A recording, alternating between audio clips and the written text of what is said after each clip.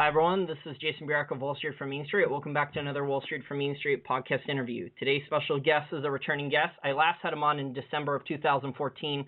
At that time, the oil price was a lot higher, and he said something very controversial. I think the oil price was around 60 or 65 a barrel. He said the oil price would touch $40 a barrel and stay low for at least 12 months. In hindsight, he's been proven correct, so I have to give him credit where credit is due. He's oil and natural gas expert, and he also writes the newsletter over at the Capitalist Times. Elliott Gue, thank you for joining me again. Thanks for having me, Jason. Now, Elliott, I want to congratulate you on your oil and gas call. I thought the oil market would have bottomed out sooner, but in hindsight, it's really amazing how few so many oil companies have gone bankrupt so far. Yeah, the American oil companies in particular have proven a lot more resilient than people thought they would be. They've been very proactive in terms of being able to cut costs of drilling new wells. The better names that have the best acreage, the sort of heart of, or the sort of fairway of the major shale plays, they've proven that their production cost per barrel is a lot lower than people supposed back in 2014. So that's allowed them to actually keep producing longer and even produce more oil with fewer rigs.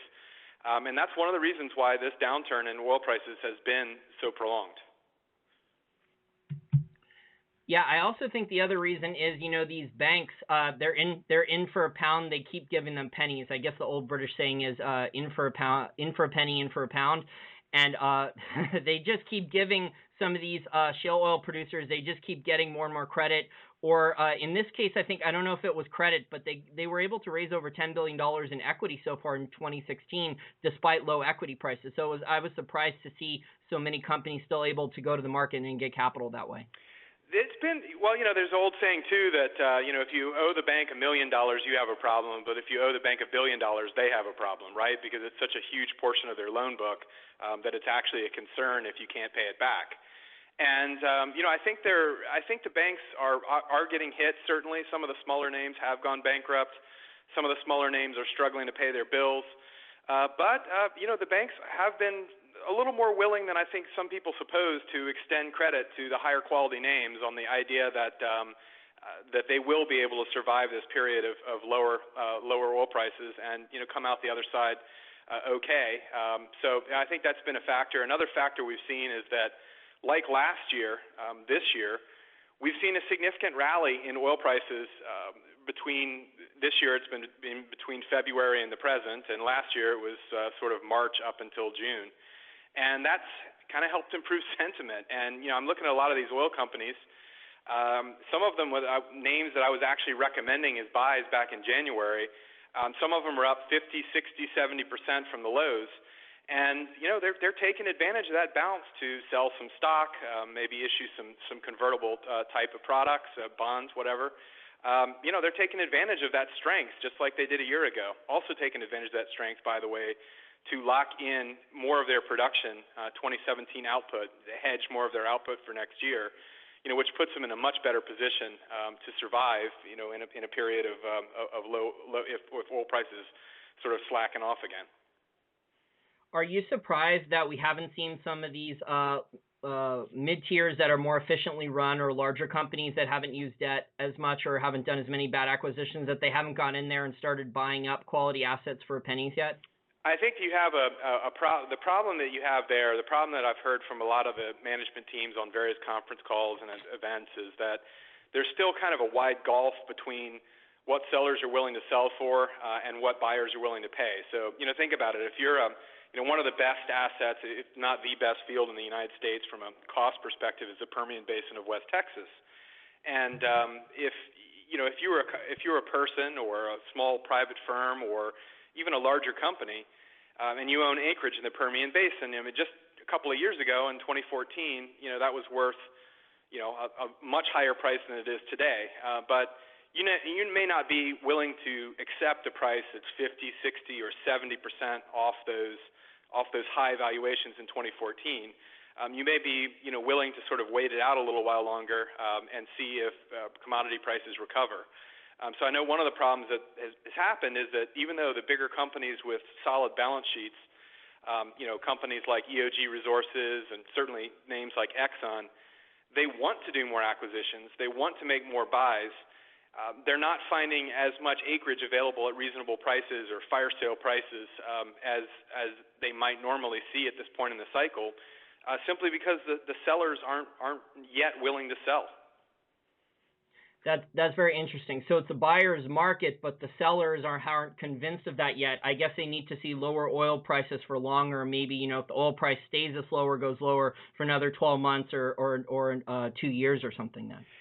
I think that's exactly right. I mean, one of when I was on your show a couple of years ago in December 2014 or a year and a half ago, one of the things I was looking for, one of the reasons why I was saying not only would oil prices get down here, but also stay down for a period of time, is that is just that I think we're going to need to see not a V-shaped recovery in oil like we saw in 2009, 2010, where oil prices came straight down in the second half of 2008, bottomed out in early 2009, and we're right back at $100 a barrel a couple of years after that. We're going to see more of a U-shaped, or I actually like the analogy, a bathtub-shaped recovery, much like we saw back in the late 80s and through the 1990s. And the reason it really boils down to this, which is that in the commodity markets, whether it's oil or pick any commodity you like, they're really, supply and demand are the ultimate forces that drive everything, obviously. But most cycles are either primarily driven by supply or primarily driven by demand. The 2008 to 2010 cycle was primarily driven by demand. We had a big slump in demand because of the global economic downturn and the credit crisis. And then after the recession was finished and central banks stimulated the global economy again, we had almost as rapid a bounce back and snap back in demand. So that's why you got that sort of V shape. The last supply cycle that we've had, I would say, was probably that cycle in the 80s and 90s where there was way too much oil on the global market, and it built up there for much the same reasons it did this time around. In the 70s and early 80s, OPEC continued to try to keep oil prices very, very high. They kept them at elevated levels in an effort to fatten their own coffers. When oil prices started to fall in the early 80s, Saudi Arabia and other OPEC members cut their output to try to prop up the price of oil. So between 1980 and 1985, Saudi Arabia cut its own oil output by almost 70% just to try to keep the price of oil up there. But by so doing, by keeping the price of oil high, they just encouraged more investment in exploration and production, more development outside of OPEC. We saw all these massive plays, the North Slope of Alaska, the North Sea oil fields of Great Britain and Norway. All these fields were developed and ramped up over this period because oil prices were high.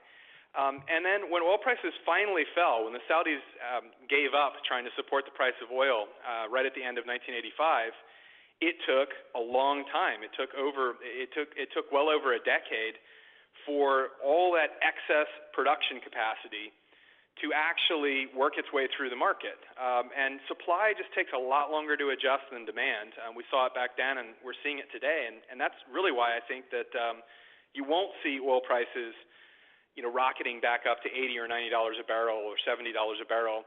You're going to see a trading range over the next several years, and I believe that trading range will ultimately settle out to being in somewhere between $40 and $60 a barrel. And the real winners in that equation will be those big energy companies or well-capitalized smaller energy companies that will have the balance sheets to take advantage of buying up these smaller producers once they can no longer pretend that they're going to get valuations they might have gotten a couple years ago. Yeah, the people that are going to have the advantage in the type of market you described, if that's what indeed happens, are going to be the low-cost producer, the companies with better assets that have better access to lower cost of capital. Yeah, those are going to be the winners in that type of scenario.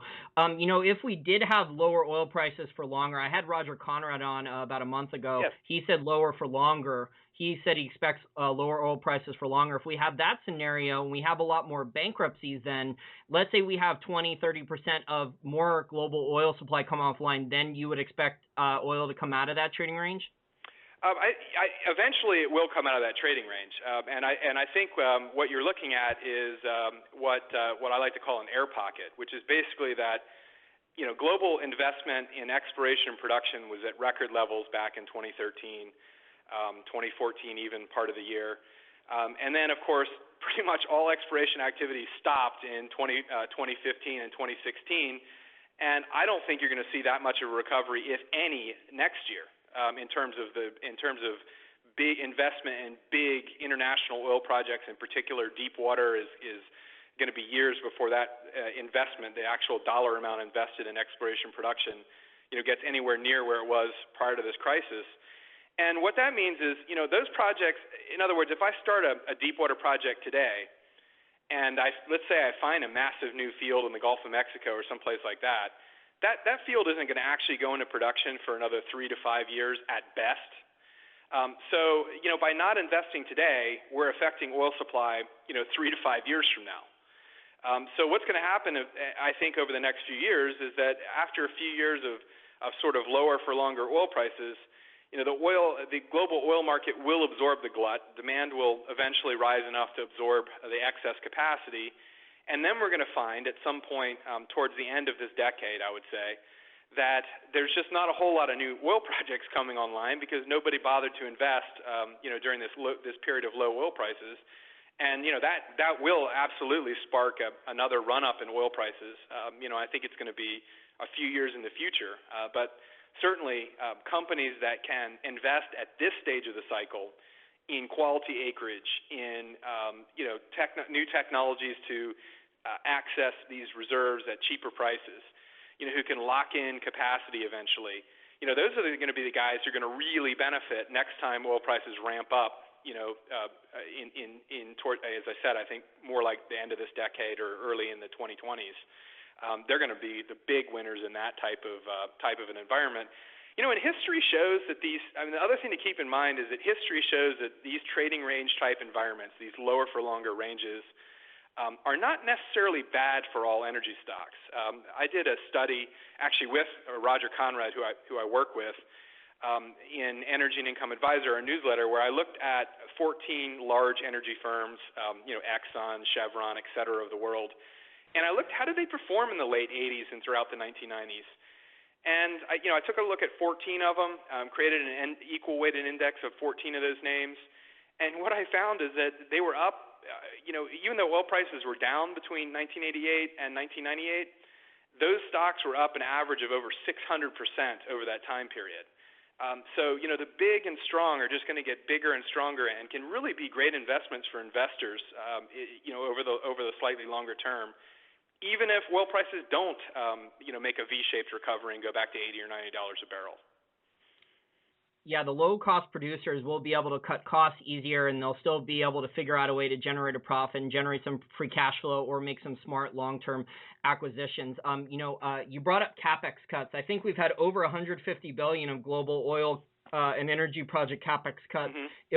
There was over, I think, $800 billion in spending at one point a couple of years ago. That's down over $150 billion already. That number, I think you and I both agree on, is going to come down even further because a lot of oil companies are scared to put money to work. They're paying back debt. Their balance sheet repair right now rather than being aggressive, right, trying to bring on supply. We also, to add to that too, we also have these shale oil wells which deplete in a couple of years. 2-3 years down the line, these shale oil wells that have been producing, they're depleted very, very rapidly. They're down 80-90% in terms of their production too.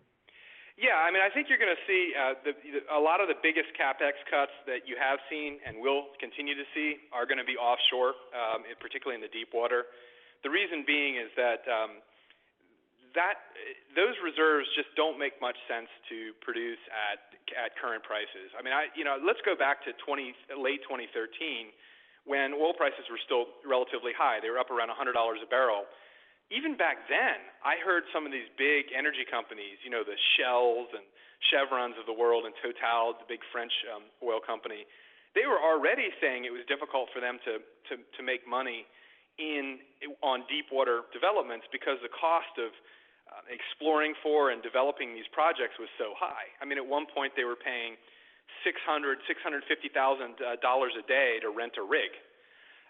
So even at $100 a barrel oil, it was tough. Obviously rig rates have come way down, service costs have come down, but the break even on a lot of that deep water stuff I mean, those companies are going to need to see $70, $80 oil, I would think, to really ramp up investment there. So I think that's going to be some years before you see that again. The shale is a little tougher. The reason the shale is a little tougher is that it's a short cycle market. We talked a little earlier about, these big deep water projects take maybe 3 to 5 years to ramp. Shale can kind of turn on a dime. There's 4,000 wells, for example, in the U.S. that have been drilled but not yet put into production, and producers have them there kind of in inventory. We call it a frac log. Instead of a backlog, it's a frac log. And they're basically wells that they can bring online within a couple of weeks to take advantage of any increase in oil prices. So the U.S. producers can really turn on a dime. I'm continually amazed, even though it was one of the things that was behind my forecast, back at end of 2014 that prices would get down here. I'm continually amazed at how successful these big shale companies have been in driving cost out of the system and also improving the productivity of their wells. I'll give you an example. EOG Resources, which is a name I've recommended a lot. I wouldn't buy it at current prices, but certainly on a dip.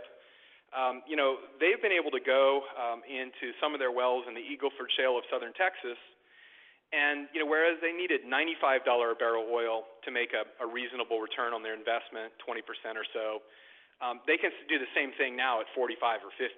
And they've been able to do that by, for example, they used to fracture their wells using a certain quantity of proppant, which is basically sand that's used to it's used to prop open the cracks and fissures that are created during the hydraulic fracturing process.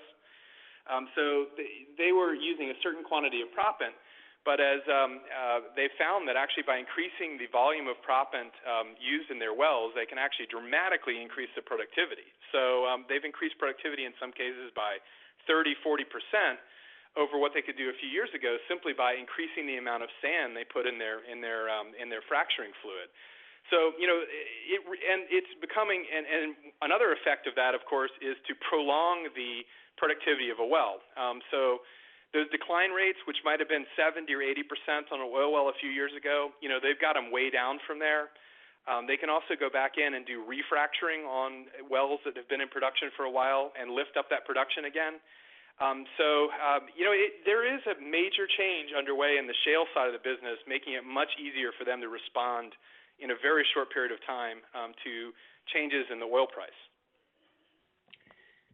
That's very interesting. I want to transition now to bigger picture about the oil market. Normally with the oil market, when people pay attention to what Russia's doing, what Iran is doing, what Saudi Arabia is doing, what OPEC is doing, they've talked about production freezes, but I don't think anyone's actually done it. Do you think this is basically all talk, and a lot of these countries where oil is their main source of revenue, they really can't cut back production right now? In fact, when the oil price went down, a lot of them needed to increase production, it seems to me, to pay more bills because they needed to produce more volume at the lower oil price to make up the same amount of revenue. Yeah, no, you're absolutely right. The production freeze has always been and will always be a joke.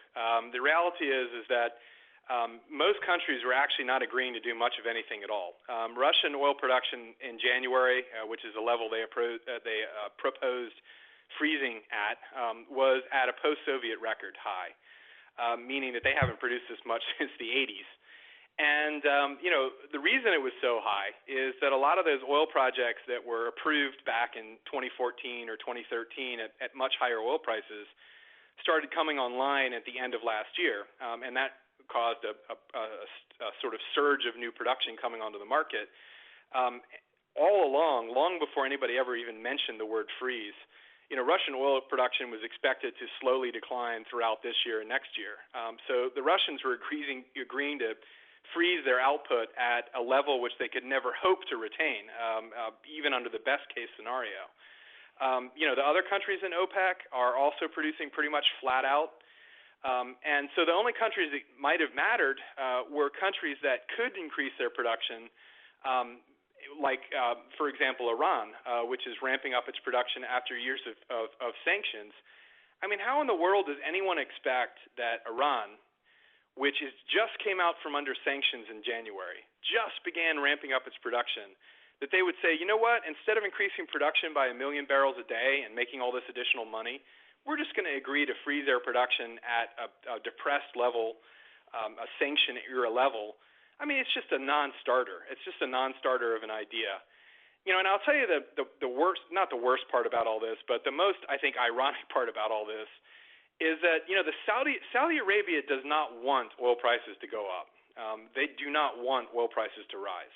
In fact, I would venture to say that they're very uncomfortable with oil prices, even where they are today, in the upper 40s, even up to $50, depending upon what benchmark you look at and when we're talking. They just don't want oil prices to go much higher. The whole reason behind their strategy over the last couple of years has been that they want to push down oil prices and drive higher cost producers out of the market. They remember just as much as anyone who was alive during that time that they had a really bad time of it back in the mid-'80s when they cut their production aggressively to prop up the price of oil, and then just watched all these non-OPEC producers just fill the gap. They learned from that mistake, and they've mentioned that mistake multiple times over the past couple of years. They learned from that mistake, and they're not going to make it again. They're not going to cut production. They're not going to limit their own production just to prop up the price of oil and encourage shale to restart, encourage companies in the Permian Basin of Texas to start putting rigs back to work. You know, and I just finished this morning actually going through 3 or 4 different conference calls from U.S. producers who have either had a conference call or been at an industry conference over the last couple of months, and they're all sitting there saying, you know, if oil prices got up to 50 again, you know, we would start putting rigs back to work. We would start bringing wells that we kind of have in frac log, kind of in backlog right now. We bring them online. The Saudis have got to be looking at that, and it's got to be making them very nervous. I don't think they want oil prices getting up there, and in fact, I think that what you're going to see is Saudi Arabia actually increases production significantly this summer to make sure that oil prices don't see a sustainable rally up to 50 or higher. Yeah, the Saudi and OPEC plan a couple years ago, like year and a half, when I did my interview with you last in December 2014 around there, it seems their plan was to knock oil prices down to 60 or 65, and they thought that price could, bankrupt shale oil producers, the higher cost producers. They would gain more market share, and then they could let the oil prices rise. And since, they weren't able to bankrupt the shale guys, they kept trying to knock the oil price lower and figuring, every $10 a barrel lower we take it, the more companies we're going to knock out of business, and that hasn't happened yet. We're almost 2 years later, and here we are. A lot of the companies have figured out a way, like you said, to either cut costs or raise capital or things like that in different creative ways in order to survive. So it's I have to give credit to the U.S. producers. They've been able to cut costs and figure out ways to be more resilient. But the Saudi strategy here seems to have mostly backfired. They've lost, over $1 trillion already in the last 2 years trying to do this strategy, and they haven't bankrupted a lot of their competition yet. Well, I mean, I look at it a little differently. I look at it that the Saudi strategy is actually working out exactly as they planned. I mean, at the end of the day, the Saudi Arabia knows that they can't put the genie back in the bottle on shale. They've talked about it many times that, they've also been surprised at how quickly shale was able to ramp up between 2009 and the highs in U.S. shale production were actually last summer, but they were surprised by the speed at which it was able to ramp up. They were concerned about their loss of market share in North America. I mean, the United States was by far the largest market for almost every OPEC member state for years. And suddenly, starting in 2007, 2008, 2009, and on, as shale began to ramp up, a lot of those traditional OPEC members that used to export a lot to the U.S. were just getting backed out of the market. I mean, look at Nigeria. For 30 years, we imported oil from Nigeria. Suddenly, in September of 2014, no oil imported from Nigeria.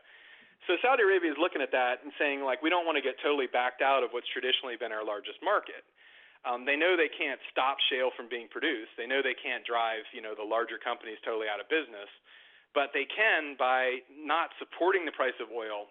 Remember, oil prices were artificially supported by OPEC and by Saudi Arabia directly. I mean, not to put too fine a point of it, but the only country in OPEC that really matters is Saudi Arabia.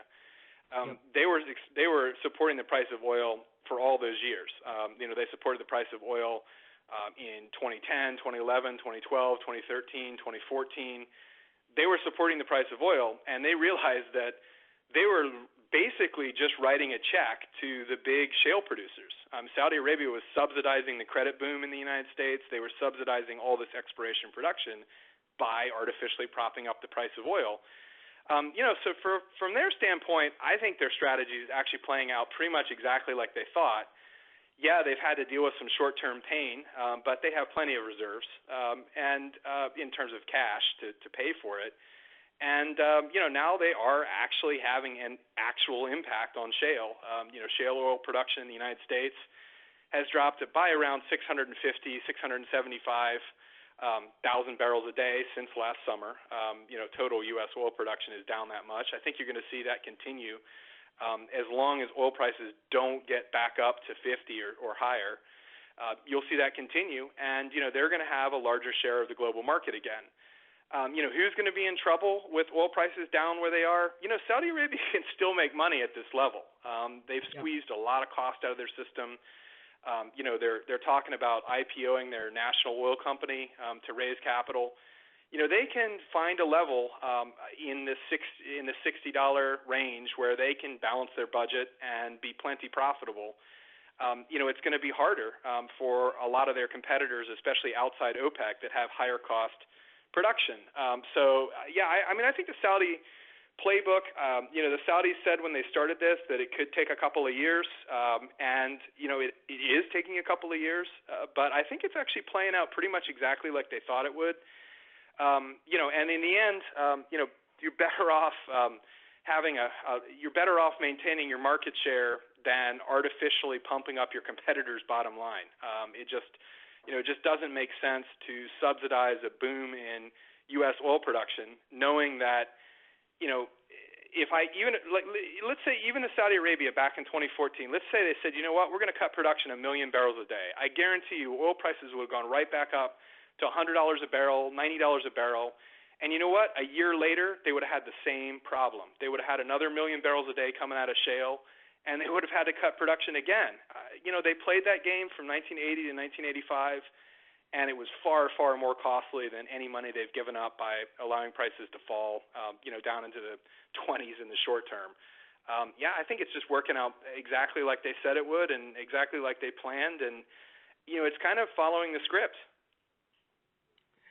Elliott, I think the only OPEC country that's in major trouble is Venezuela because they're higher cost producers. They're not reinvesting back into their oil industry, and they needed triple digit oil just to cover all the other spending from all their crazy government stuff. So I think that's the low oil price is one of the major reasons, besides their socialism, communism down there, why their country is on the verge of collapse.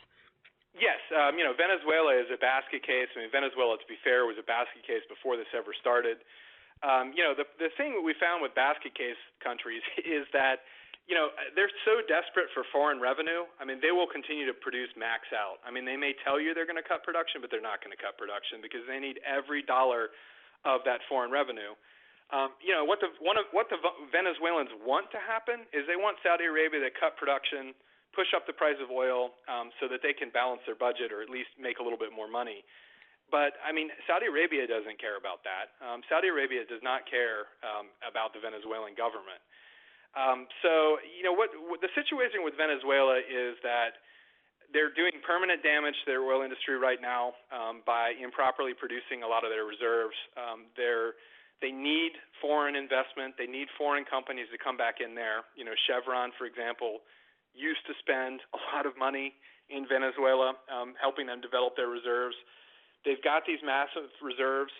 Nobody's going to invest in that country until the current government is history. And, that's what's going to have to happen. And, low oil prices, ironically, may end up being better for that country over the intermediate to long term because it's going to bring about political change in Venezuela in much the same way that it brought about political change in Argentina. We saw this over the last year.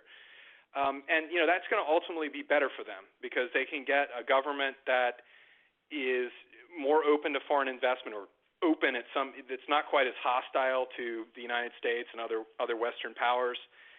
And, frankly, a government that has some level of basic competence would be nice.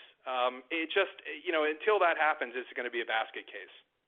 Yeah, they have to get more free market, lower taxes. They have to respect people who make investments in that country, not, seize their assets and things like that. Did you actually see the comments from the Schlumberger CEO with their latest earnings about Venezuela? They have a $1.5 billion in debt owed to Schlumberger and haven't paid it. So Schlumberger is cutting them off from any additional oil services or things that they need now. Yeah. Schlumberger has been worried about them for a while. I know that they, over the last couple of years in various conference calls, Paul Kibsgaard, the CEO of Schlumberger, they've talked about working out kind of a payment plan, if you will, for Venezuela to try to bring down that sort of unfunded, open-ended liability. And I guess they've been somewhat successful because the headline number isn't quite as high as it was a few years ago. But it's going to be a disaster until that company is competently run. They've had a huge brain drain as well. Competent petroleum engineers or experienced basically roughnecks and that kind of person. A lot of them have defected and they've come to the United States. They've gone to other countries in Latin America that are producing oil, where their services are very much in demand, right? But they're not working in Venezuela anymore. So, I have a feeling that it's a pretty deep problem in the sense that, the most competent people, the people who really know what they're doing, have left. I mean, you can see it. A lot of wealthier Venezuelans, live here in Miami, right? Because they can't handle living in a basket case country where, it's got the highest murder rate in the world right now. It's got the highest inflation rate in the world. I mean, that's not going to get any better. That's not going to get any better until there's some sort of a change at the top. Yep, I agree. Welcome to if you're a successful Venezuelan business person, you hopefully should have already left the country. If not, the Maduro government or whatever left of the Chavistas are going to try to get you. I want to transition now to the Saudi Aramco IPO. You think that the Saudi government, obviously they can make money because they're a low-cost producer. Yeah. Saudi Aramco can make money producing oil at these prices, but Saudi spends a lot of money, bribing its citizens to prevent social unrest with social programs. I've read estimates that they need triple-digit oil to balance their social program and government promise budget. I've also seen estimates out there, whether it's by the IMF or other groups, saying that, 3 to 5 years from now, Saudi will burn through all their foreign exchange reserves to, pay for their social program budget. I know they're trying to cut it, but they also have to keep spending a certain amount of money to think it's a tight balancing act. Do you think that's one of the reasons why they're doing the Saudi Aramco IPO? They need that cash as a buffer to, raise a trillion or whatever dollars, so they have the cash in reserve so they can continue to pay social program money? Well, certainly that's a factor. I mean, I would say that their reserves are down. The high for their reserves was in the summer of 2014. It was actually August 2014. They've spent down somewhere around 150 billion. They had over 800 billion. So, they have in terms of 150 billion a year. I mean, they have a few years left to go on that. I think that they're planning to list about 5% of Saudi Aramco. That's going to net them well north of $100 billion. That would be, Saudi Aramco is probably the most valuable company in the world, probably worth somewhere in the neighborhood of $2 to 2.5 trillion US dollars. So I think they can list a 5% stake and get north of 100 billion. I mean, certainly that would help them kick the can down the road, so to speak, in terms of being able to fund the social programs that they have in place for a few more years. I think that Saudi Arabia is taking a lot of steps, though, to improve that position. As you probably know, at the beginning of the year, they cut a lot of the subsidies, which is very expensive on gasoline and diesel prices, in an effort to cut down the amount that they're having to spend on social programs to keep unrest at bay. But the other thing to keep in mind is that the deputy crown prince, who's the king's son, we think he's about 30 years old. I don't think we actually know his exact birth date, but he's about 30 years old. He's a very reform-minded person. He's the guy who's been leading the charge to IPO Saudi Aramco. He's also been making some changes that are aimed at pleasing younger, more reform-minded voters. And remember, Saudi Arabia doesn't have a large population, but it has a very youthful population. And a lot of those youthful, the youthful population, they want to see more reforms. They want to see not a bunch of older people running the country. So I think that one of the ways that they're doing that is introducing this deputy crown prince who is more along their age group, and I actually think that's doing a lot to sort of quell the social unrest. What Saudi Arabia wants to tell the rest of OPEC is, we can wait out low oil prices a lot longer than anybody else. We have the reserves to do this for a few years. And also remember that those break-even costs, that a lot of them were calculated, 2 years ago, they're coming down. I mean, the Saudi Arabians are doing just what everybody else in the world is doing. They're pushing their suppliers to cut costs for them.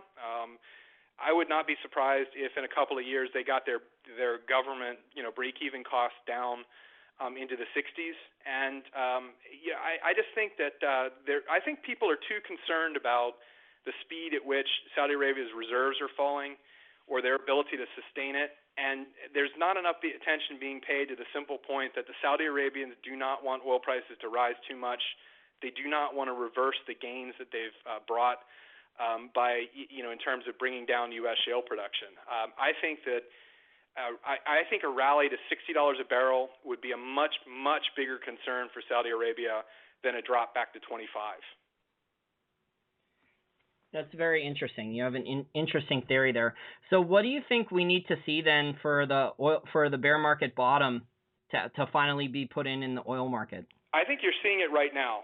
What you need to see is you need to see oil prices. I think we're going to see the bottom put in place over the balance of this year.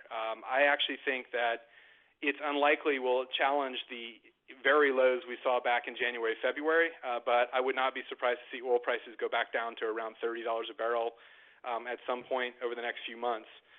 What we need to see is we need to see the continuation of the trends we've already seen. We need to see U.S. oil production continuing to fall. We need to see, the non-OPEC producers outside North America continue to cut back on their spending to announce lower CapEx budgets for 2017. And we need to see demand hold up. And demand growth was very strong last year.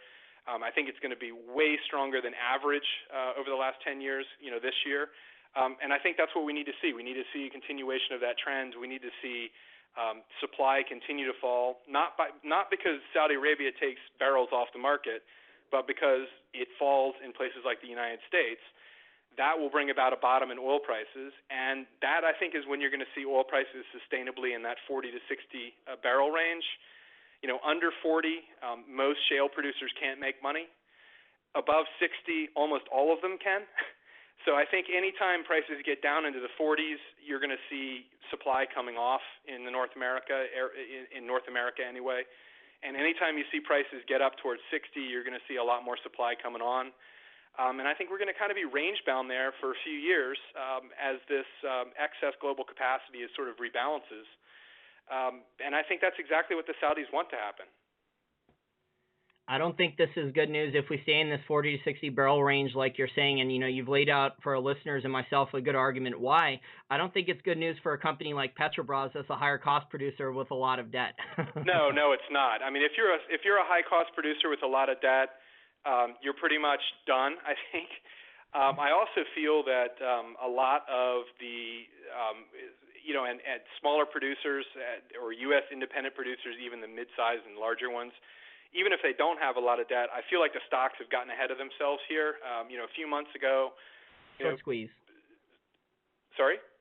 That's why the shares got ahead of them, because the short interest was so large and the shorts panicked and started to cover. Huge short squeeze. That's why the shares went so high. Yeah, absolutely. That was part of it. I mean, you look at a lot of these smaller independents. I mean, at one point this year they had 14, 15, 16% of their float was short.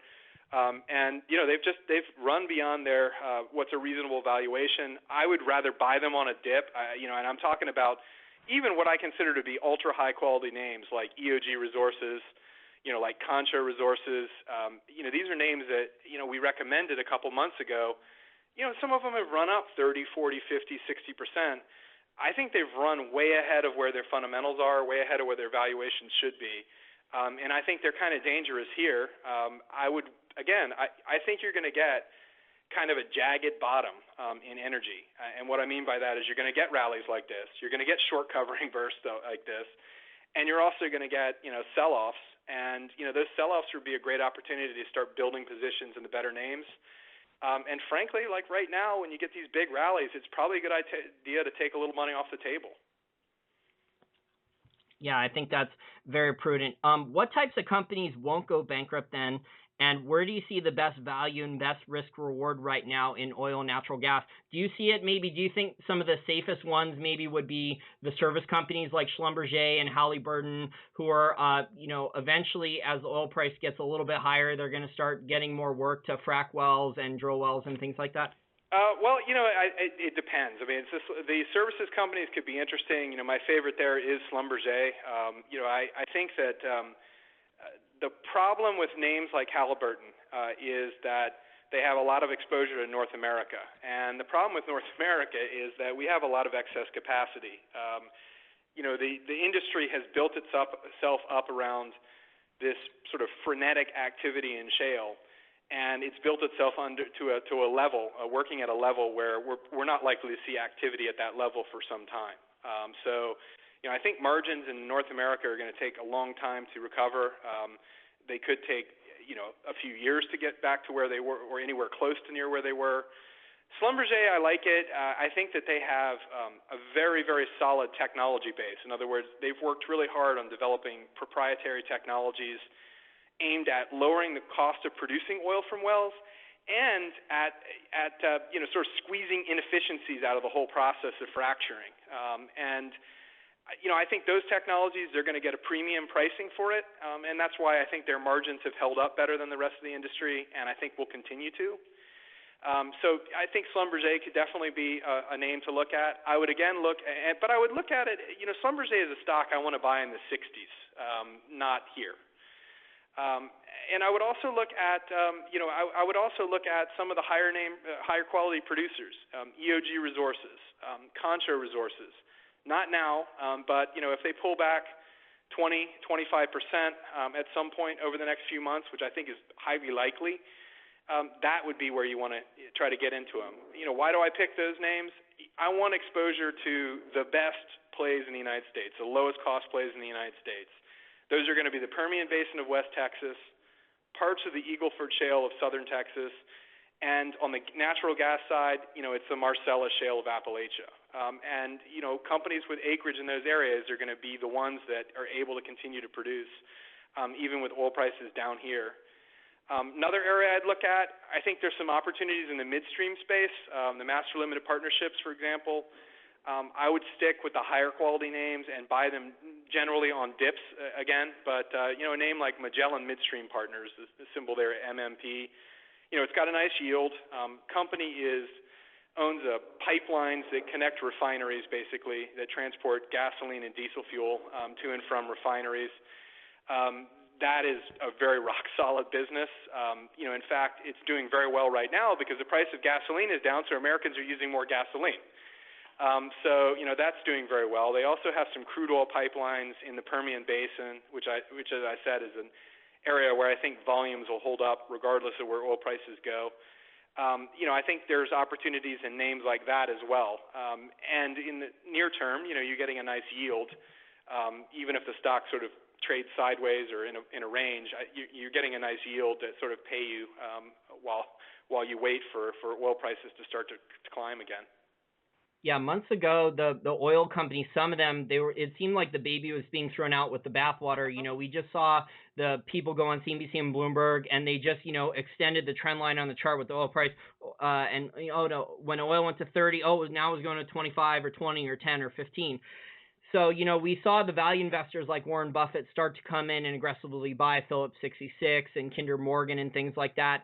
So, when the value investors start to go in there, more respected ones, it starts to pique my interest that, these things are becoming stupidly cheap.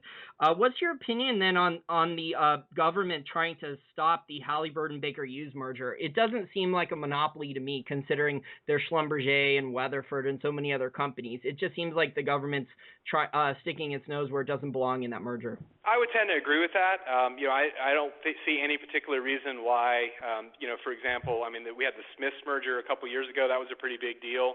Schlumberger is a huge competitor, which isn't going away. It's actually larger than Halliburton, and I just don't think that there's an anti-competitive argument there. In terms of what it means for the stocks, Halliburton has basically been keeping staff in place, more staff than they needed, on the idea that they might need some of those staff once the merger is completed. So it's cost them. It's been a margin headwind for them ever since this downturn started. They're going to have to pay a large breakup fee most likely if they walk away from the deal, or if the deal is ended. I think over time they'll probably make that up by being able to cut costs more in line with what Schlumberger has done. I think there's going to be a negative impact on them in the short run, but I do think 2 or 3 years from now it'll end up being okay. Baker Hughes, they have a lot of weaknesses. They have a lot of holes in their portfolio that they're going to have to fill one way or the other in order to remain sort of competitive, I think. So I would be a little concerned about them as well. That stock is very rich if it's valued on a standalone basis. Honestly, I think that Halliburton has a lot of holes in its portfolio as well, which it was trying to fill by acquiring Baker Hughes, and they're now going to have to probably pay up to make other acquisitions to try to fill those holes. So yeah, I don't agree with the decision personally, and I don't think it's really good news for either one of those companies. So those aren't two of my favorites. On the services side, I'd rather stick with Schlumberger. Yeah, well put. I think if the merger went through, the combined company was going to be a lot stronger, and it wasn't going to be monopolistic or anything, considering there was already a larger competitor and there's plenty other oil service companies. Yeah, so I don't know. This is another business, for example.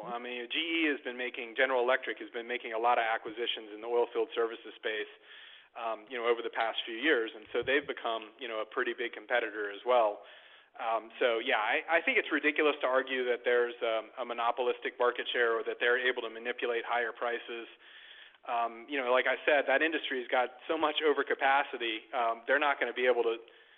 Nobody's going to be able to really push margins up much for at least a couple of years. So I think it's a ridiculous argument that that's a monopoly. But yeah, I agree with you that it would have been a stronger company that I would have been more interested in if they had merged. Especially after they get through the inevitable growing pains that come from making a massive acquisition like that. But yeah, it doesn't really interest me. Neither one of those companies really interests me in the current market. I'd rather own Schlumberger.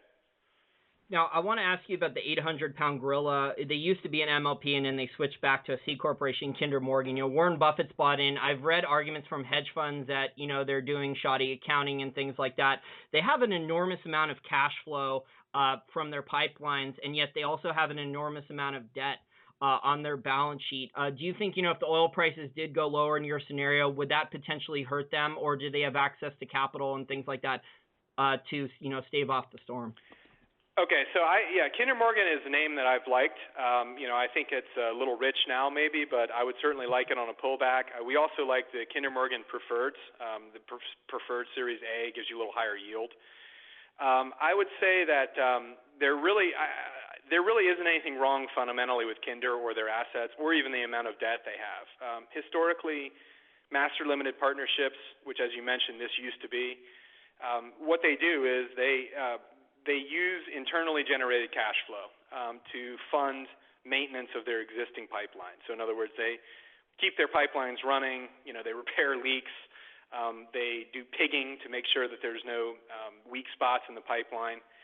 But then they use externally generated capital, which historically has meant a combination of debt and equity, issuing more units to fund growth. So they typically have used the capital markets to fund growth and use their own cash flow to keep their cash flow sort of constant. In other words, maintain their current level. That model became broken because of what happened in credit markets. We saw them lock up. We saw that Kinder Morgan's cost of capital, whether they issued more debt or issued units or issued shares to raise equity capital, it was untenably high last year. So what do you do when you have commitments to fund new capital spending projects? You already have customers signed up, but you can't borrow money or raise capital in the equity markets to fund that expansion. You only have one choice, and that's to divert more of your internally generated cash flow towards funding growth. And that is what you would normally have historically used to pay your dividends or distributions. So that's why Kinder Morgan cut its payout last year. It wasn't because they weren't accounting for anything properly. It wasn't because their assets were bad or they had hidden exposure to oil prices.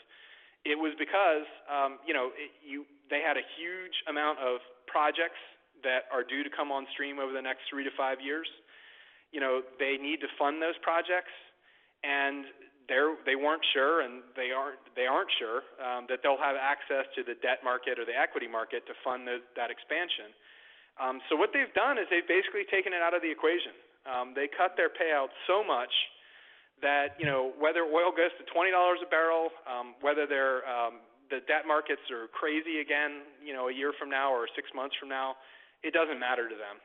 They can cover their lower distribution and fund capital spending from locked-in cash flows, from cash flows that they're getting regardless of where the price of oil is, for the most part from very strong counterparties that can pay. So I think that they're totally out of the equation. I don't care. I almost in any commodity price environment that I can imagine, they're going to be able to continue their current plan, to continue their current payout from internally generated cash flow that's kind of locked in. So my view on Kinder is that, like many energy stocks, it's gotten a little ahead of itself right now. But I would be interested in buying that stock again on a dip because I think that they just really don't have anything to worry about in terms of they've taken themselves out of the capital markets. It doesn't really matter. Yeah, and if there's lower oil prices, there's eventually going to be more people driving again, whether it's in China or in the United States. So eventually low prices will cure themselves. The cure for low prices long-term is low prices. Well, Elliott, you and Roger, I had Roger on last month.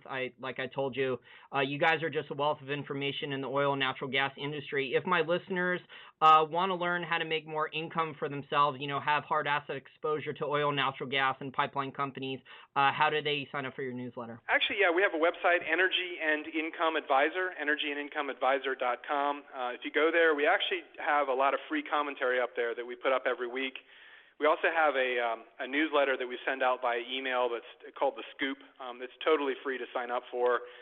It's our latest view on oil, some big energy companies we cover, we talk about in there. We also talk a little bit about the economy and what's going on with the Fed and interest rates. And Roger in particular writes a lot about the utility side of the business. So you're welcome to sign up for that free newsletter there. That's a great place to start. So it's just energyandincomeadvisor.com. Great. Well, I'll have you on sooner, hopefully, than a year and a half. I really enjoy your analysis, and keep on doing the great work. Well, thanks for talking to me, and I look forward to the next time.